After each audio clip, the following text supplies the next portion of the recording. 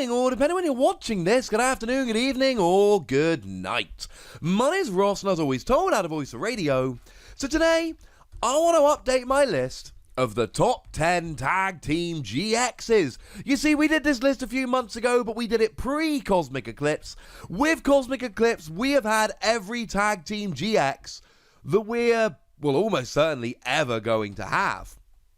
There will be changes to this list as we go through. Until they rotate out, cards will get better and worse.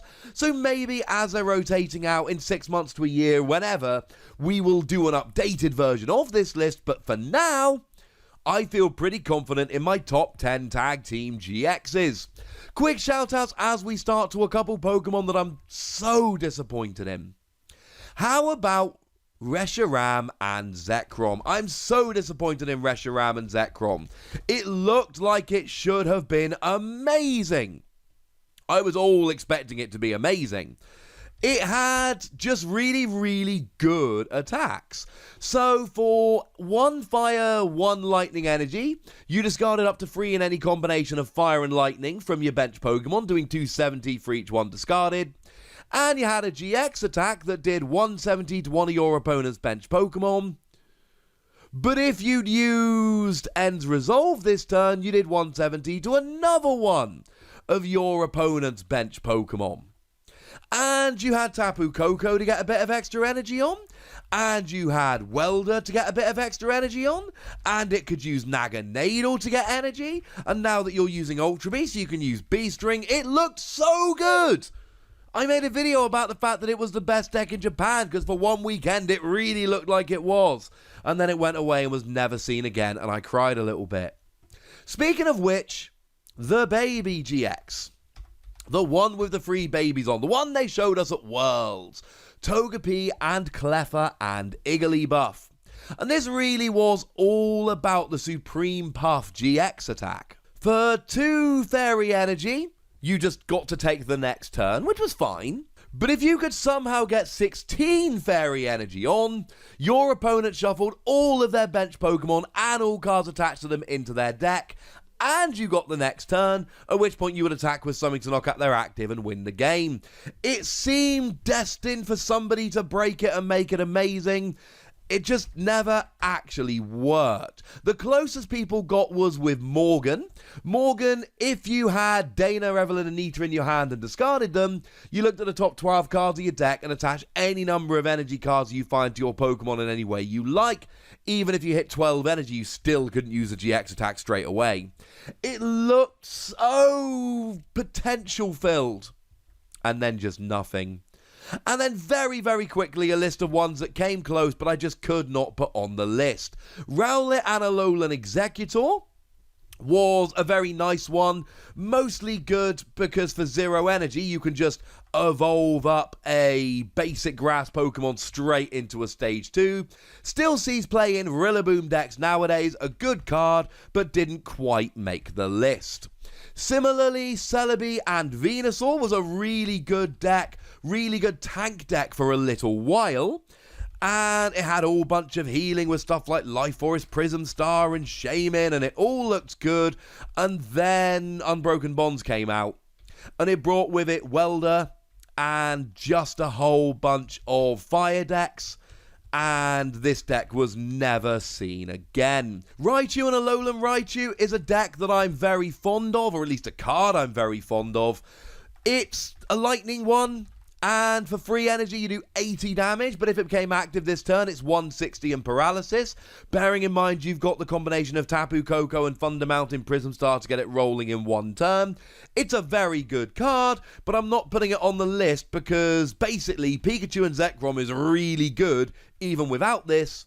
This really relies on Pikachu and Zekrom, which means this doesn't belong on the top 10 list. Let's be clear, I'm bringing you a top 10 list of the best ones. I am aware that there are some really good ones I'm leaving off this list. That's kind of inevitable. Venusaur and Snivy, I think if we do this in the future, might actually end up on the list. Because Venusaur and Snivy's got a ridiculous ability. If it's in the active and you attach a grass energy to it, you get to gust one of your opponent's Pokemon into the active.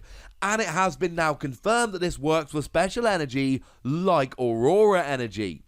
It's a great card that I think is only going to see more and more play as time goes by, but I've not seen enough from it yet to make it worth putting it onto this list. My apologies. And the dark ones, Umbreon and Darkrai. Really nice free energy attack, 150 to the active, 60 to one of your opponent's benched EX or GX Pokemon. Or for 6 Darkness Energy, the GX attack, Trainer locks your opponent, not item, Trainer locks them, and gets an instant KO on their active. That sounds pretty good.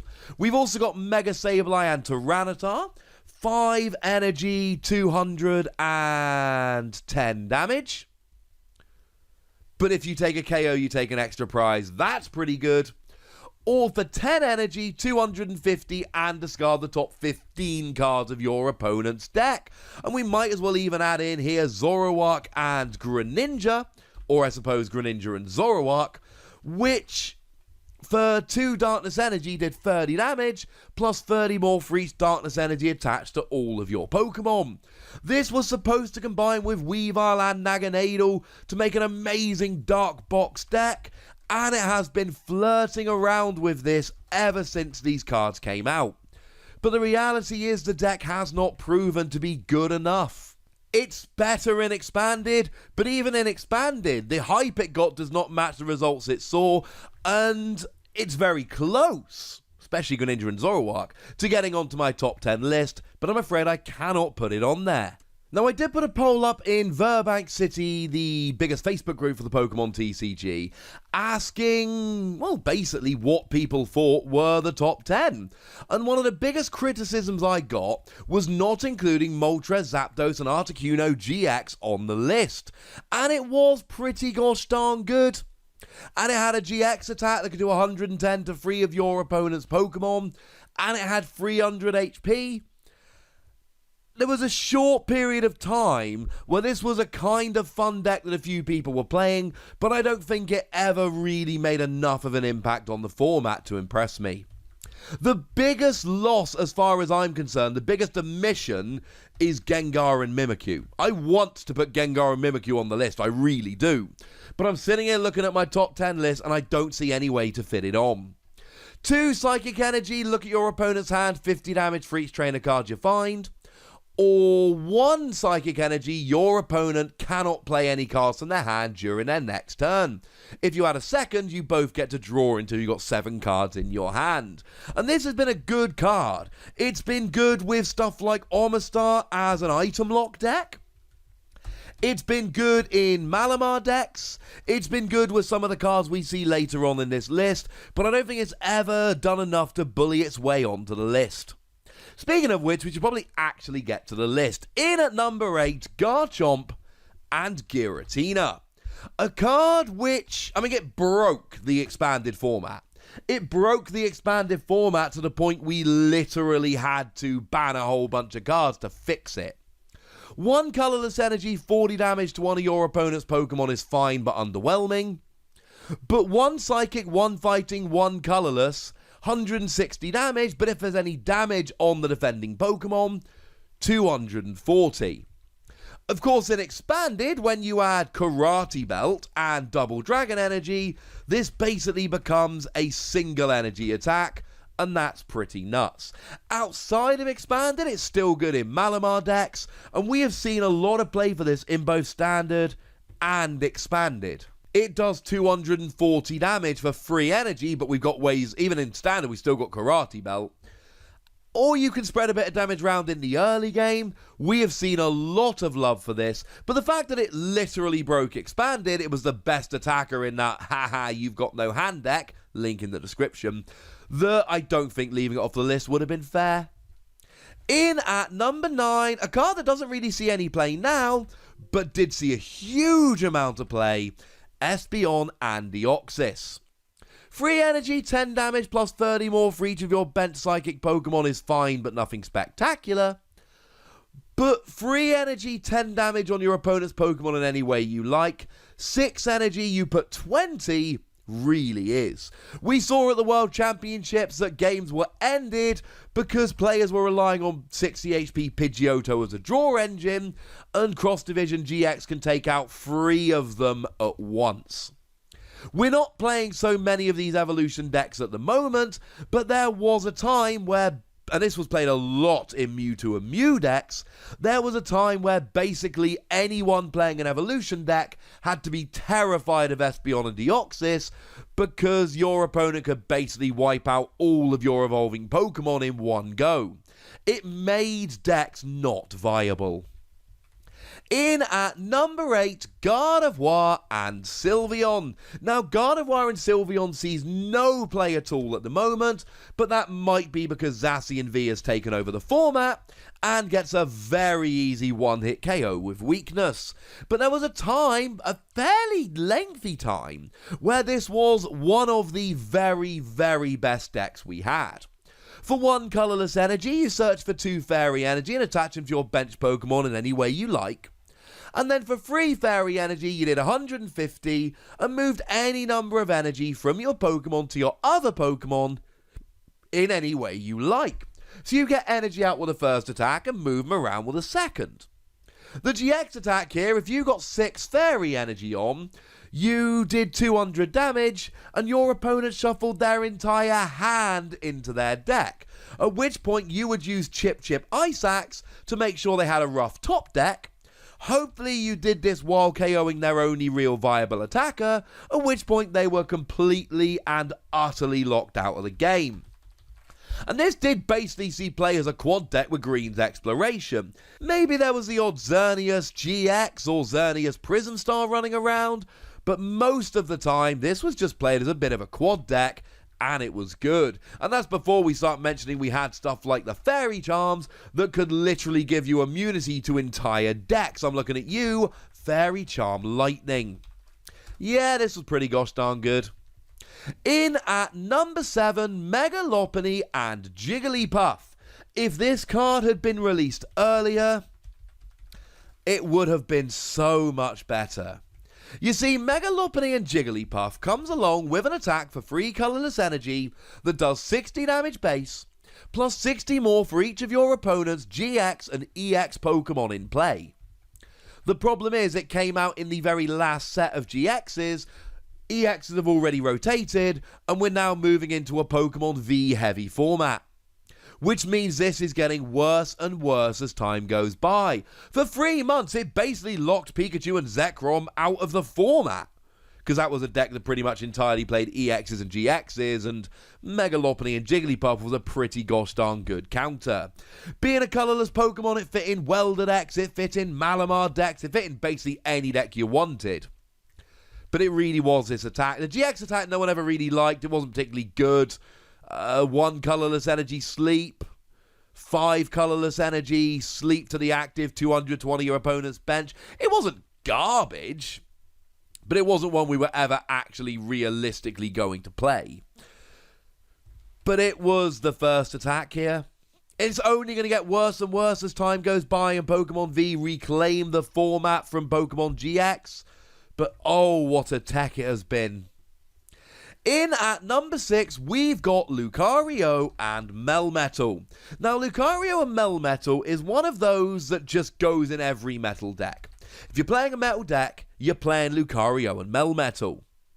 2 energy, 50 damage, search your deck for a metal and attach it is fine. 4 energy, 150 is fine. But what we really like here is Full Metal Wall GX. For the rest of the game, your metal Pokemon take 30 less from your opponent's attacks. If you add an extra energy, it gets rid of all of your opponent's energy from their active, and if they've had a really good turn 1 and attached an energy and welded, etc., maybe. Although since we got rid of turn 1 supporters, that effect is a lot weaker. But honestly, most of the time it's just turn 1, use this GX attack, sit back and laugh. You combine it with Metal Frying Pan and all of a sudden you've got no weakness and you're taking 60 less from attacks. It's not the best way to play Zacian, but let's face it, it's the second best way. And if you're playing a metal deck at the moment, you've got to have a really good reason not to play this. And in at number 5, we've got Trevenant and Dusknoir. As a fun little side note, the only Tag Team GX that was ever released only as a promo. Several of them have been released as promos, but this is the only tag team that never made it into a set. 3 Psychic Energy, 150 damage, and then take 2 random cards from your opponent's hand, they reveal them, and shuffle them into their deck. Oh yeah. Yeah, that's actually pretty good. Now 2 Psychic Energy, well 1 Psychic, 1 Colourless. Your opponent's active is knocked out at the end of their next turn. And if there's an extra 1 attached, you discard all energy from them is good. It's very good, in fact. Because you stick them in the active because they've got no energy to retreat, and then they're KO'd at the end of the next turn. And this has been really, because of the first attack, this has become the deck in Expanded. The last big Expanded regional we had was Collinsville. First place, Trevenant and Dusknoir. Third place, Trevenant and Dusknoir. 5th place, Trevenant and Dusknoir. And so we keep going. It's not just Trevenant and Dusknoir, mind you. It gets teched into Mewtwo and Mew decks as well. But Trevenant and Dusknoir really is a great deck in and of itself. Plays a lot of Gengar and Mimikyu, I should add. You've got fun tricks like using the Milotic from Primal Clash to knock itself out and attach extra energy. If you want to do that in Standard, what you do is use Miss Magius, and Miss Magius will knock itself out and let you draw until you got 7 cards in hand. Oh look, now you're behind on prizes. In Expanded, we're going Ace Trainer at this stage. In Standard, you have to try and get low and use Reset Stamp. An Ace Trainer gets them to 3 cards in hand. Oh yeah. And then you get rid of the best 2 cards from the hand using Trevenant and Dusknoir. You lock them out the game. It really is as simple as that. And once they're locked out of the game, there's very little they can do due to the whole, being locked out of the game. It is the best hand disruption we've actually got at the moment. It's a little bit ridiculous. Although that Milotic I mentioned was the one from Flashfire, not the one from Primal Clash. Although to be fair, the one from Primal Clash was pretty good. And I think this is a part of the video where we need to stop the arguments. I think the top 4 are the top 4 by a margin. By a pretty big margin. So coming in at number 4, we've got Reshiram and Charizard. Now, Reshiram and Charizard is largely good because it was released in the same set as Welder. It needs Welder to be good, but who really cares? Most of the cards we ever see need something else to be good. Welder lets you attach 2 fire energy and draw 3 cards, and coming along with Reshiram and Charizard as it did, just gave us one of the best decks in the game. 2 energy, 30 damage, plus 10 more for each damage counter on it. So with its gigantic 270 HP, if you're looking at 2-hit KO, gutted. 4 energy, 230 is kind of ridiculously good. Although it did suffer initially from the loss of Choice Band, because then it couldn't 1-hit KO some of the things that it really wanted to. And then 3 energy, 200, 6 energy, 300, and it goes through any effects on the defending Pokemon. It came around in Unbroken Bonds as an absolute near unstoppable powerhouse, and I'll be honest with you, since then it's been up and down. Some people have played it with Green's Exploration and no abilities, other people have played it with stuff like Jirachi and that Ninetales that acts as Gusting, to give many abilities. Ability-Zard and Green-Zard, as it were. Either way, it's proven to be a really, really good deck. It's been up and down. It did get 2nd place at the International in Melbourne, which sounds really good and is really good. But the next highest one was 50th place. So yeah. There have been times it's been the absolute best deck around. There's been other times when it's been there or thereabouts, but it's always been consistently good. If you want to swap it into 3rd place, I won't be upset, but I don't think it should be anywhere other than 3 or 4. But the one that I'm putting at number 3 is Pikachu and Zekrom. Pikachu and Zekrom's got a ridiculous attack for 3 energy that does 150 and lets you search your deck for 3 lightning energy and attach them to one of your Pokemon, which could include itself. And as we've already mentioned, Lightning decks at the moment have that wonderful combination of Thunder Mountain Prism Star to reduce your attack cost by 1, and Tapu Koko Prism Star to accelerate 1 energy. And you put that together to turn a free energy attack into what is essentially a single energy attack. And then all of a sudden you are just absolutely rolling here. You can legitimately just take your turn and in one go get this up and rolling. And okay, it takes a couple of Prism Stars, but who cares? You've still got them. So that's kind of fun. And then you're accelerating energy and you've got a GX attack that will do 200 to the active and with an extra free energy, 170 to one of your opponent's bench, like the 2 prize giving up to Dene, which sees a lot of play. And you've got just one of the best decks around. It started off as maybe a deck of its own, maybe a Tekken Zapdos decks, and it's been good with basically everything since. There was that brief period of time between Cosmic Eclipse and Sword and Shield, where Mega Lopunny and Jigglypuff did threaten to wipe it off the map, but ever since Sword and Shield has come out, it's just gone right back to the top of the format. You could swap it around with Reshiram and Charizard, and I wouldn't be terribly upset, but it's definitely one of the very best tag teams we've had. Now, the top 2, you could also swap around, but I do believe they are a step above everything we've seen before, and I feel confident with my list. In at number 2, Arceus and Dialga and Palkia, and yes, I did make a video just yesterday suggesting that they might be a little bit too good. You see, for free energy, you do 150 and search your deck for free basic energy, attaching them to your Pokemon in any way you like, and that's good. And this actually will accelerate energy anywhere, and we've seen this with a whole bunch of stuff. Obviously, the main use for this is Zacian, but we've seen it, I mean, even something like the Milotic coming out in the next set, we have seen doing pretty gosh darn well with this already. There is so many potential partners here. But the real genius of ADP is 1 metal energy, all your attacks do 30 more for the rest of the game. Fine. Metal and a water, every time you take a KO for the rest of the game, take an extra prize. Every time you take a KO for the rest of the game, you take an extra prize. That is frankly ludicrous, ladies and gentlemen.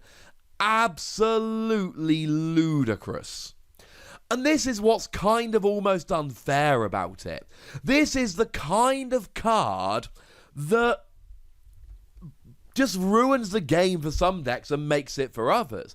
Single prize decks just aren't as good nowadays because anyone can come along and take 2 prizes off them because you've used ADP's GX attack. Not to mention that with Energy Switch in the format, you can use something like Metal Saucer and then Energy Switch to go and get a turn 1 GX attack. In Expanded, you've got Double Dragon Energy, which will give you a turn 1 GX attack. And then for the rest of the game, you've just got this hideously unfair advantage. It's arguably, well, unfair. I think is probably a good way to put it. It is a little bit unfair.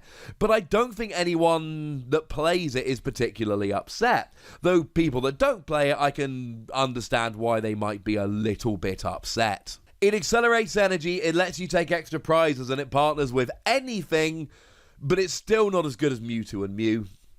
I said when Mewtwo and Mew was revealed that it would probably go down as the best tag team we ever see. And I'll be honest with you, now that we've seen every tag team, I've not seen anything to change my mind. I know that some people want to put ADP number 1, and I'm not terribly upset with the people that do, but it's not something that I would do myself. I think it's absolutely redonk. Mewtwo and Mew doesn't really have any attacks. I mean, it's got 1 GX attack that lets you do 200 and heal all of your Pokemon, but no.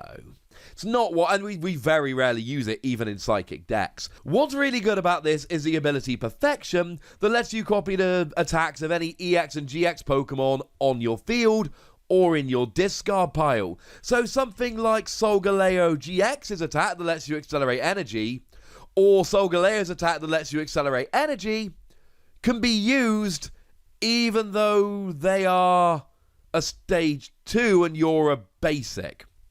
Yeah, that works just fine. You can use Macargo to go and mill a bunch of cards from the top of their deck, if that's what you're into. You can use Reshiram and Charizard to do lots of damage. You can use Latios to block your opponent's tag teams. You can use Greninja to go through any effects on the defending Pokemon. I could keep going here. The point is, you basically get to do whatever you want. You can copy any attack. And we've seen Henry Brand win the World Championships with it last year, and then go and make a different list and win Perth Regionals with it this year. Because the thing is, this deck can be teched out however you want. Just play it with Psychic Energy, play it with Fire Energy and Welder, play it with stuff like Aurora Energy and Rainbow Energy, so you can tech in whatever you like. It really is a little bit over the top, the amount of different options you've got here.